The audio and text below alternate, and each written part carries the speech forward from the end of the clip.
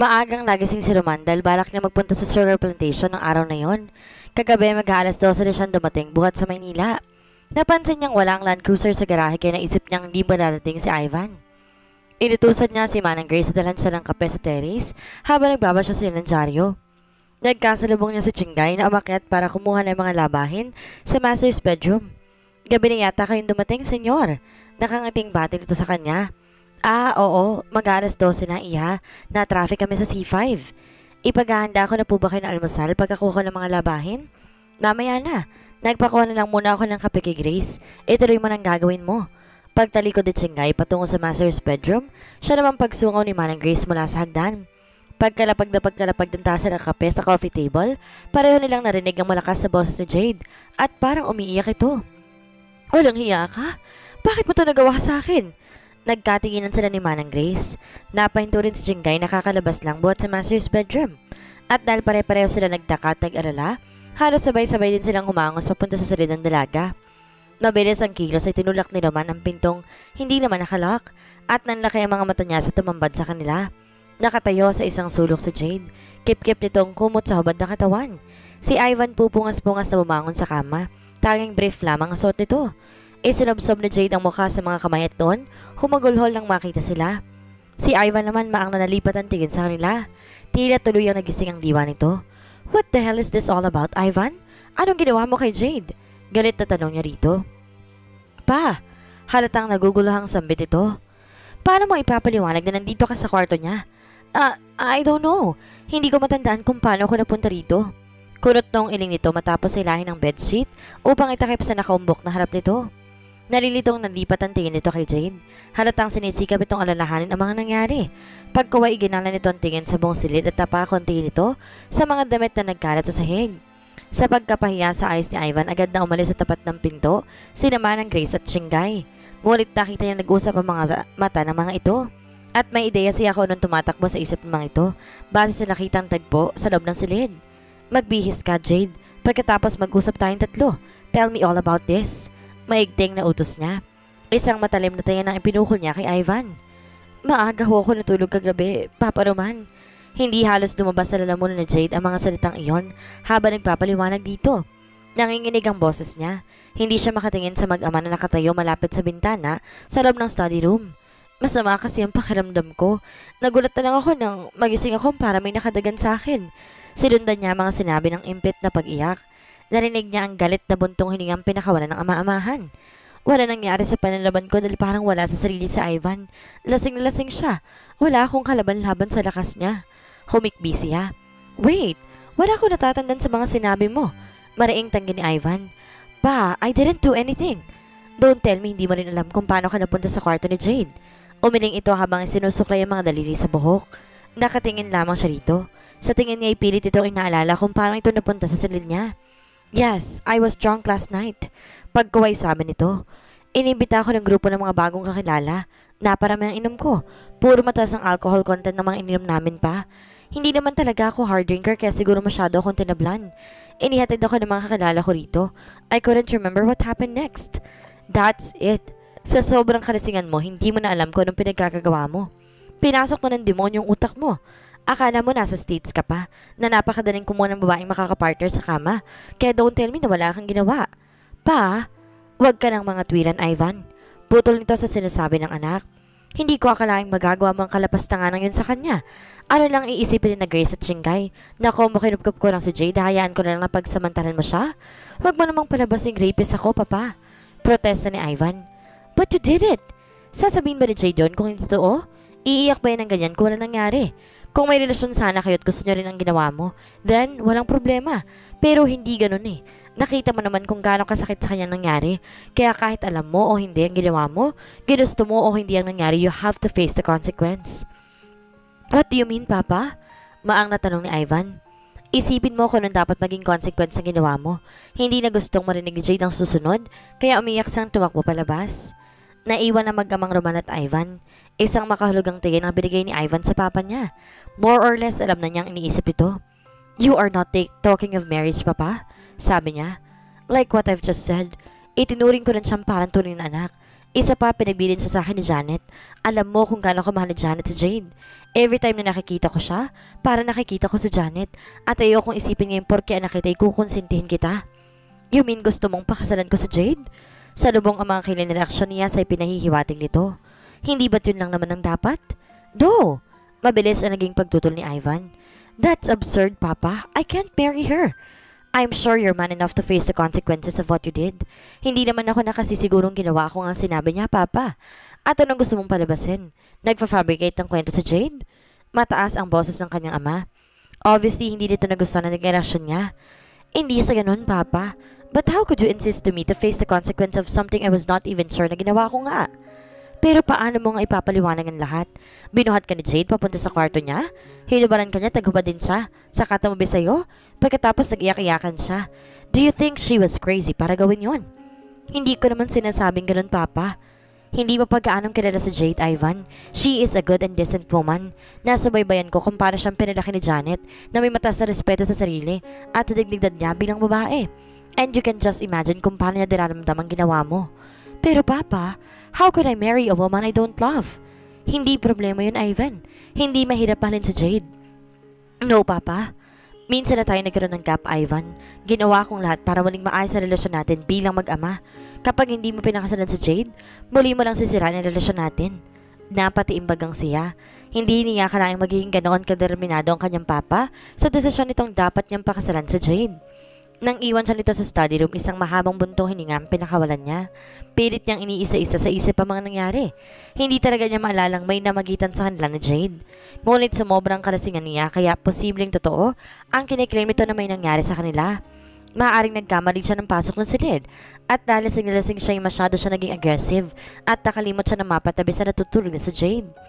Aminado naman siyang kahit na sinong normal na lalaki ay maa-attract sa dalaga at lalaki siya. He was at that age where he was more aggressive and sexually active. Katunayan ang namagitan sa kanila Trisha nang nagdaang gabi. Liberated ang babae pagdating sa kama tulad ng mga babaeng naka one night stand niya nung nasa States pa siya. But God, was this the price I have to pay? Natampal ni Ivan ang kanyang noo. Hindi ko naman intensyon gawin yun sa kanya. Kasal na ba dapat maging kabayaran yun? Pwede siyang tumanggi pero bukod sa ayaw niya magkasila silang muli ng papa niya, hindi siyang tipo ng lalaking tumatakbo sa responsibilidad. Kasalanan naman niya o hindi, kailangan niyang konsekwensya. Pakakasal kayo, Ivan. Puro ng paninindigan ang sinabi ni Papa Roman nang kausapin ulit siya nito ng gabing iyon. Kinatok siya sa kanyang silid. Maghapon kasi siyang hindi lumalabas. Kasal? Bumanggit na ito ng kasal. Yun naman talagang inaasam niya magiging bunga ng ginawa niya. Hindi niya tiyak kung naitago niyang kaligayahan sa kanyang mga mata. Ikaw ang agrabyado sa nangyari, Jade. Kaya ako na nagdesisyon. Hindi ko lang alam kung anong iniisip mo pero alam ko nasaktan ka. Honestly, Papa Roman, feeling ko kalahati ng buhay kong nawala. Hindi ko alam kung masyado lang ako conservative pero ganun kahalaga sa akin ng dignity ko. I know, and I can understand that, Iha. Kaya ngayon ang suggestion ko ang magpakasal kayo. Paano ho kung ayaw naman akong pakasalan ni Ivan? Nakausap ko na siya, and my son is a man of dignity. Batid kong alam niya ang consequence sa ginawa niya. Kahit sinadya niyang gawin o nakalimot lang siya. Nang mga sandaling iyon, halo-halo ng nararamdaman ni Jade. Masaya siya, ngunit sa kabilang banday may takot at guilt sa puso niya. God, tama ba itong ginawa ko? Kung kasalanan man ito, forgive me. But I am desperately in love with him kaya ako to ginawa. Ito lang ang alam kong paraan para matauhan niya ako mahalin. Nabahala sa Jade ang 2 araw na hindi umuwi si Ivan sa villa. Hindi niya alam kung anong iniisip nito. Pero may kutob siyang labag sa kalooban nitong pakasalan siya. Litong-lito siya. Noon sa nakadaman ng labis sa pangamba sa magiging konsekwensya ng ginawa niya. Sa sobrang pagmamahal niya rito kung ano nang naisip niyang gawin, ngunit pagbalik ni Ivan siya naman ang umiwas. Kinagabihan, sunod-sunod na katok ang pumukaw sa kanyang pag-iisip. Nanlamig siya, lumakas ang kaba sa dibdib niya, at saglit siyang naparalisa ng si Ivan na napagbuksan niya. Can we talk? Para nanggaling sa ilalim ng lupa ang tinig nito. Matalim ang pagkakatitig nito sa kanya. Nilakihan ni Jade ang pagkakabukas ng pinto. Pinabayaan niyang pumasok ito. Dire-diretso ito sa tabi ng bintana. Hindi niya alam kung ano ang gagawin. Naupo siya sa gilid ng kama at hinintay kung ano sasabihin nito.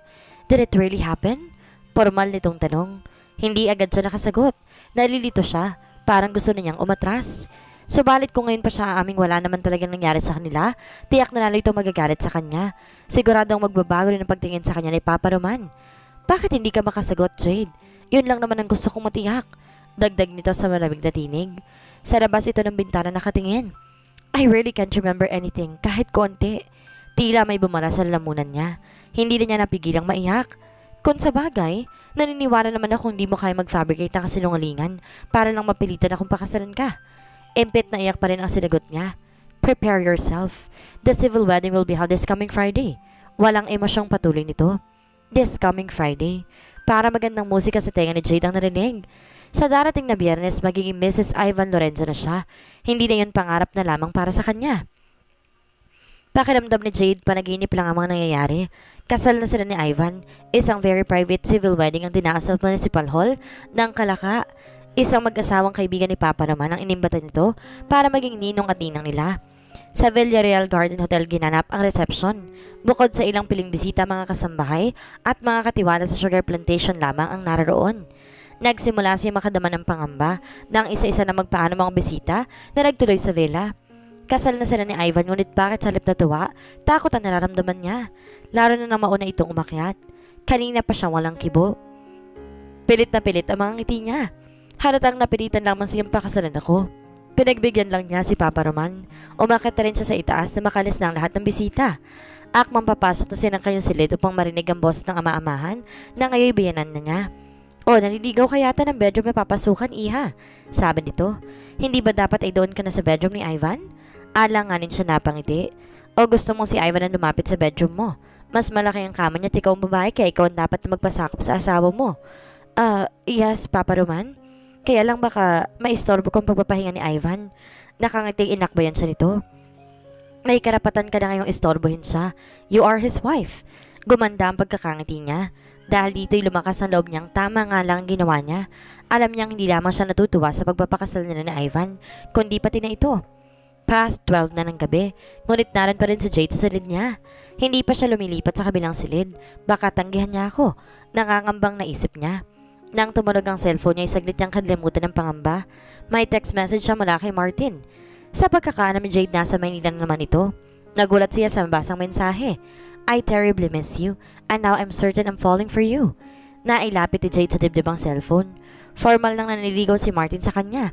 Matagal na niyang hinihintay na magtapat ito dahil gusto rin naman niya ito. At alam niyang makalilimutan niya si Ivan kung mai-inlove siya rito. Pero bakit ngayon lang?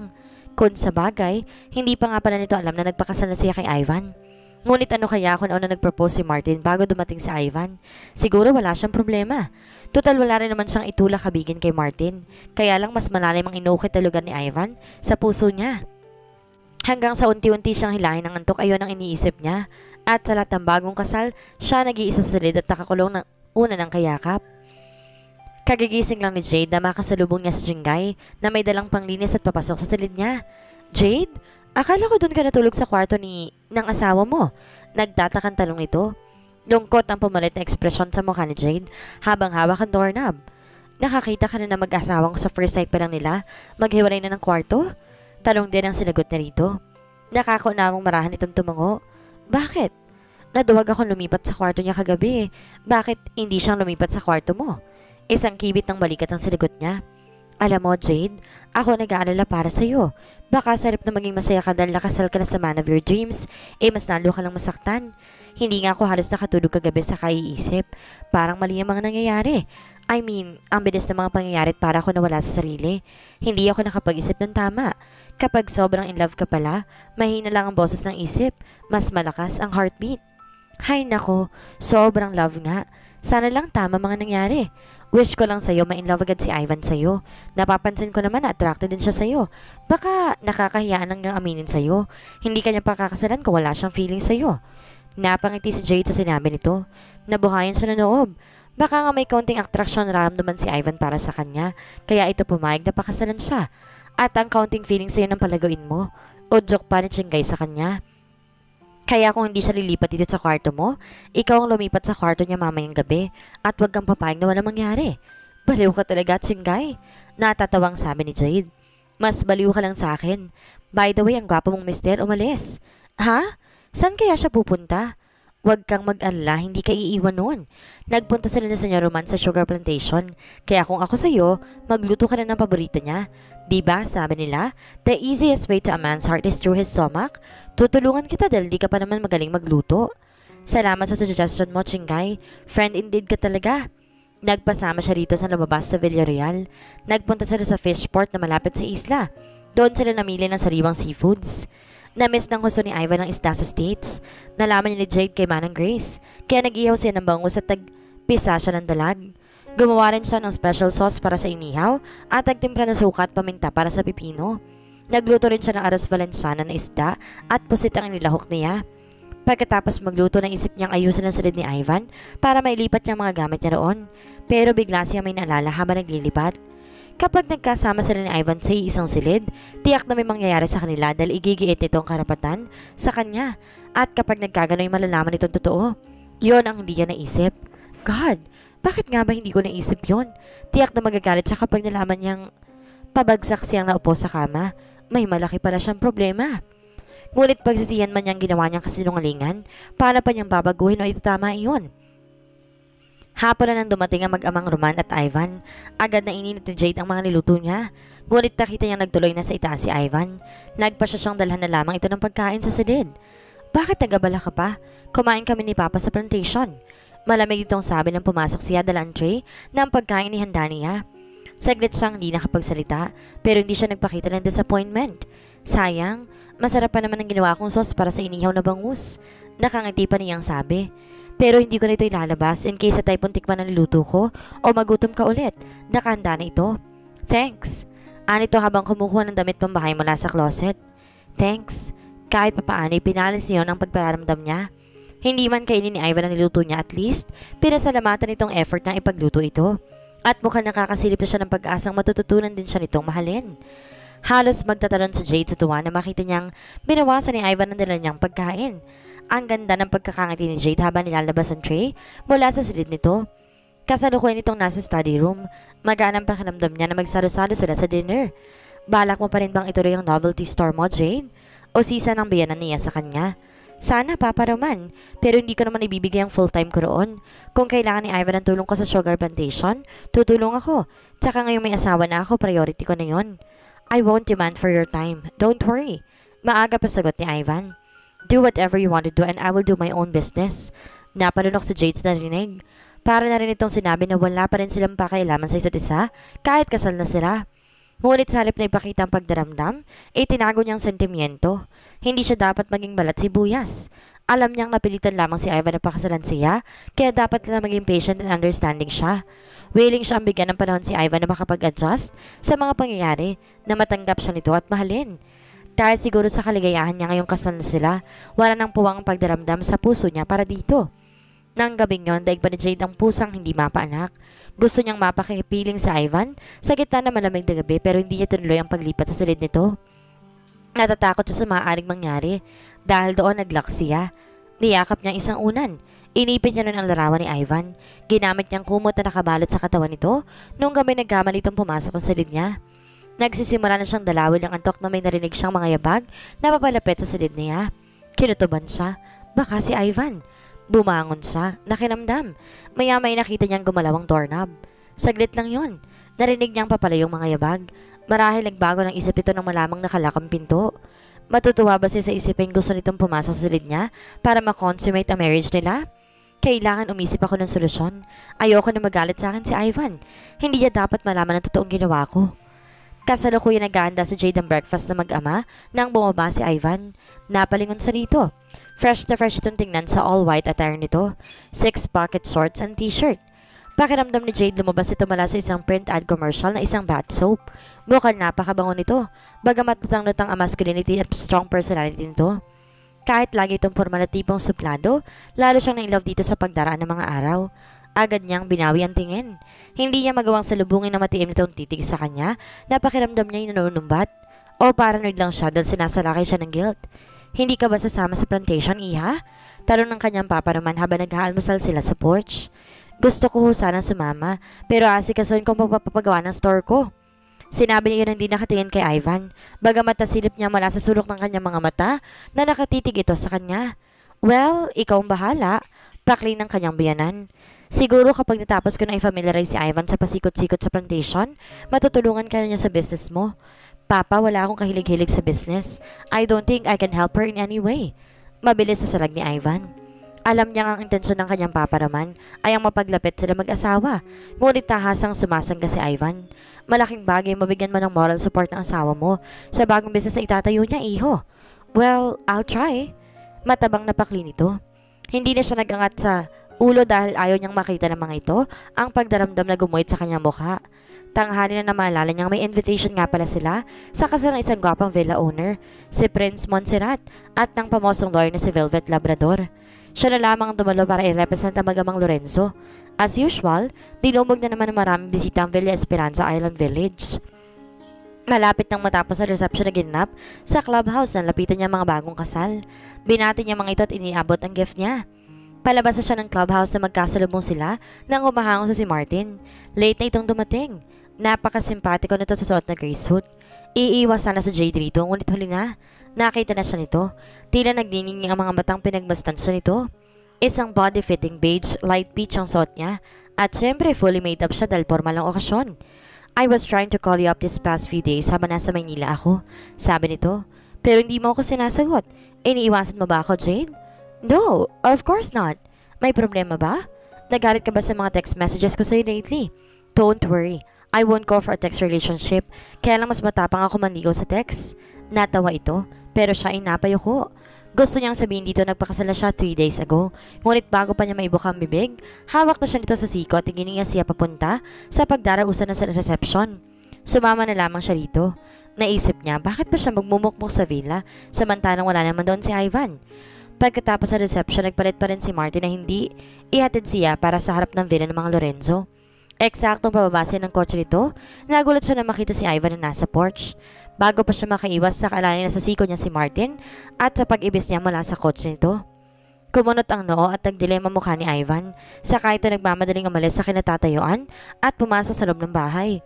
Imposible naman nagselos ito na makitang kasama niya si Martin. Hanggang kailan kaya kayang itago ni Jade ang katotohanang niloko niya si Ivan? Matutunan kayang mahalin ni Ivan ang kanyang asawa? Yan ang ating aalamin sa susunod nating kabanata.